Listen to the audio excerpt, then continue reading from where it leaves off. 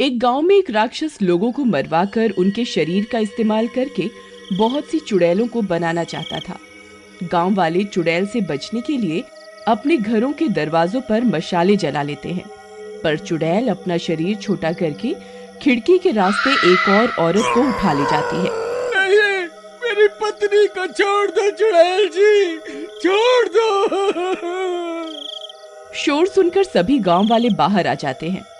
अरे भाई, क्या हुआ? क्यों रो रहे हो? अरे भाई, क्या बताऊं, अभी चुड़ैल आई थी और मेरी पत्नी को उठा कर ले गई। मैंने अपनी आंखों से देखा है। पर ऐसा कैसे हो सकता है? हम सब ने तो घर के बाहर मशाले जला रखी है ना? नहीं, वो शरीर छोटा करके आई थी। मेरी पत्नी को भी छोटा करके खिड़की के रास्ते से ले गई। अभी वो ज्यादा दूर नहीं गई होगी। मैं जाता हूँ अपनी पत्नी को बचाने के लिए। अरे नहीं भाई, अगर वो रूप छोटा बड़ा कर सकती है तो पता नहीं और क्या क्या कर सकती होगी। फिर गांव वालों को कुछ समझ नहीं आता और चुड़ैल कई और औरतों को उठाकर ले जाती है और उसका शरीर पूरा हो जाता है। अब तुम पूरी तरह से तैयार हो मेरी रानी। अब मैं तुमसे शादी करूंगा, तुम मेरी महारानी बनोगी। अब पूरे गांव पर हम ही राज करेंगे। जी मालिक, पर अब आप भी मेरे साथ चलो, इन गांव वालों को जल्दी खत्म कर पाएंगे। नहीं नहीं, मैं सिंहासन को छोड़कर नहीं जा सकता। मुझे यहीं रहना होगा, इसीलिए तो तुम्हें बनाया है। अब रात में फिर तुम जाना और गांव वालों को पकड़ के लाना। अगली सुबह गांव में। अरे भाइयों, अब तो उस चुड़ैल का शरीर भी पूरा हो गया। अब वो और भी शक्तिशाली हो गई है। इसी तरह चलता रहा तो एक दिन सारा गांव भूतिया बन जाएगा। हमने उस दिन देखा था कि ये चुड़ैल आग से डर रही थी। क्यों ना आज रात हम सब एक साथ मिलकर इस चुड़ैल को जला दें? लेकिन भाभी, एक चुड़ैल को तो हम जला देंगे, पर उससे क्या होगा? वो चुड़ैलों का राजा तो बहुत ही खतरनाक है। वो इसके जैसी और चुड़ैलें बना लेगा। वो तो बाद की बात है, पहले जो मुसीबत सिर पर है उससे तो निपटना होगा ना। चलो तो ठीक है, आज रात सब मिलकर चुड़ैल का सामना करेंगे, कोई डरेगा नहीं। हाँ भाई, मेरी पत्नी को भी मार डाला, अब मैं इससे नहीं डरता। मैं भी इसे मार कर अपनी पत्नी की मौत का बदला ले लूंगा। फिर रात हो जाती है। सब गांव वाले एक साथ इकट्ठे हो जाते हैं और उनके पास जितनी भी मशाले होती हैं सब अपने हाथों में रख लेते हैं। भाइयों, अब हम सब तैयार हैं। आने दो उस चुड़ैल को। आज इस चुड़ैल को जलाकर राख करना ही है। फिर रात हो जाती है और चुड़ैल वहाँ आ जाती है। अरे वाह गांव वालों, आज एक साथ मरने के लिए इकट्ठे होकर बैठे हो।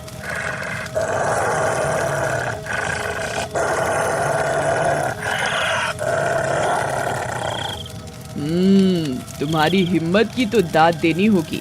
हम तुझसे नहीं डरते वरते, वैसे भी तू हमें मार देगी। अगर हमने आज हिम्मत दिखाई तो क्या पता हम आज तुझे ही खत्म कर दें और बच जाएं।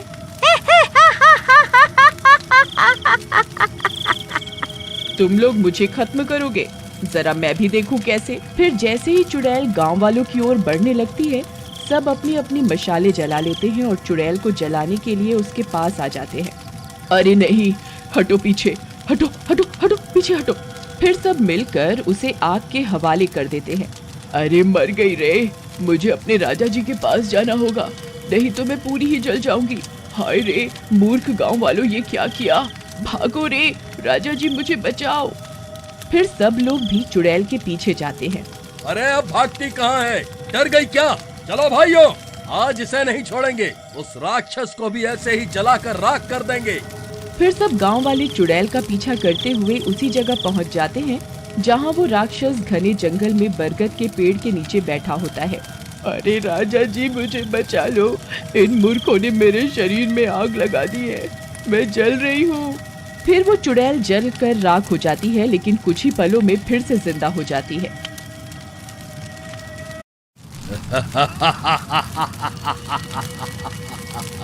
गाँव वालों, लो मेरी रानी तो फिर से जिंदा हो गई।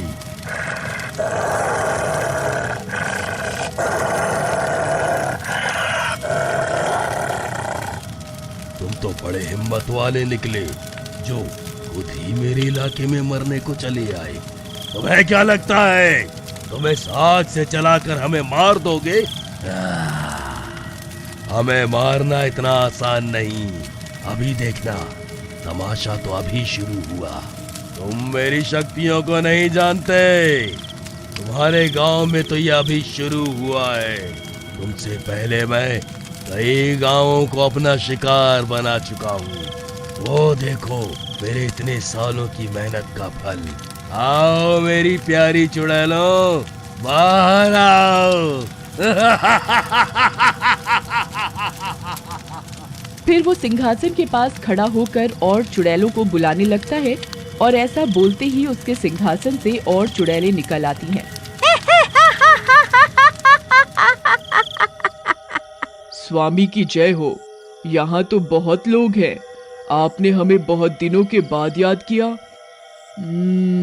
हम सब बहुत भूखी हैं। चिंता मत करो मेरी चुड़ैलों, ये देखो इतने सारे लोग यहाँ हमारा भोजन बनने के लिए तो आए हैं और तुम सबको इसी दिन के लिए ही तो छुपा कर रखा था। अरे वाह राजा जी, आपने तो हमारी सेना भी तैयार कर रखी थी। हाँ प्रियतम, ये सब हमारी दासियां हैं। इन गांव वालों को लगा कि मैं अकेला हूँ और ये हमें आसानी से मार देंगे। कहो गांव वालों, उड़ गए ना तुम्हारे तोते? अरे ये क्या? हाय अम्मा, ये तो फिर से जिंदा हो गई। और ये इतनी सारी चुड़ैलें कहाँ से आ गईं? हे भगवान, ये क्या?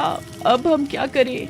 लगता है जी कि इस राक्षस को ही जलाना होगा, तो ये सब चुड़ैलें भी खुद ही मर जाएंगी। फिर गांव वाले मिलकर राक्षस के पास जाते हैं और उसे ही आग लगा देते हैं। वो जल जाता है। चलो इस राक्षस से तो छुटकारा मिला। जल गया ये तो है? फिर वो राक्षस पीछे से गणपत के कंधे पर हाथ रखता है और कहता है, अरे ओ गणपत, जरा पीछे मुड़ के तो देख, तेरे पीछे कौन खड़ा है। फिर वो जैसे ही पीछे मुड़ता है, वो राक्षस उसके पीछे से फिर से जिंदा खड़ा होता है। अरे नहीं, मर गए। अरे राक्षस जी, आप जिंदा कैसे हो गए? अरे निर्मला, आखिरी बार मुझे देख लो। जब देखो टोका टाकी करती थी ना। लो अब मैं तो चला।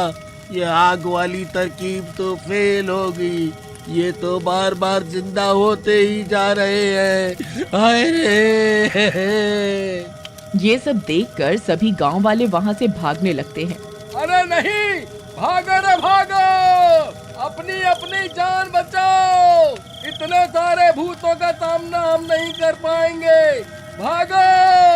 नहीं, मेरे पति को छोड़ दो। हे बजरंगी, अब आप ही कुछ उपाय सुझाइए। इन्हें मारने का कोई तो तरीका जरूर होगा। फिर निर्मला ऐसे बोलते बोलते डर कर भागती हुई उसके सिंहासन तक पहुंच जाती है। ऐ मूर्ख औरत, हट जा। मेरे सिंहासन के पास मत जा आग लेकर, नहीं तो तू जलकर राख हो जाएगी। निर्मला उसके सिंहासन की तरफ देखती है और सोचती है कि ये राक्षस मेरे सिंहासन के पास जाने पर डर क्यों रहा है। कहीं इसमें ही तो इसकी जान नहीं।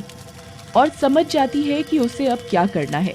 वो जल्दी से अपनी मशाल से उस बरगद के पेड़ की जड़ों में आग लगा देती है और उसके सिंहासन को भी, और बोलती जाती है, भूत पिशाच निकट नहीं आवे, महावीर जब नाम सुनावे।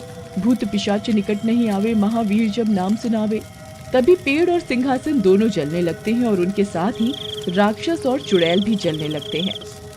अरे नहीं, अरे बेवकूफ औरत, ये क्या किया तूने? अब तो मैं नहीं बचूंगा। मेरा सिंहासन क्यों जला दिया? अरे मर गया रे, मर गया रे। अरे नहीं राजा जी, हमारी तो शादी भी आधी रह गई। अरे मर गई रे। और इसी तरह सिंहासन और पेड़ के साथ सभी चुड़ैलें भी जलने लगती हैं और गांव वालों को बजरंग बली की कृपा से उनसे छुटकारा मिल जाता है। और हमेशा की तरह अंत में बुराई पर अच्छाई की जीत होती है। अगर आपको इस कहानी के तीनों पार्ट अच्छे लगे हो तो कमेंट करके जरूर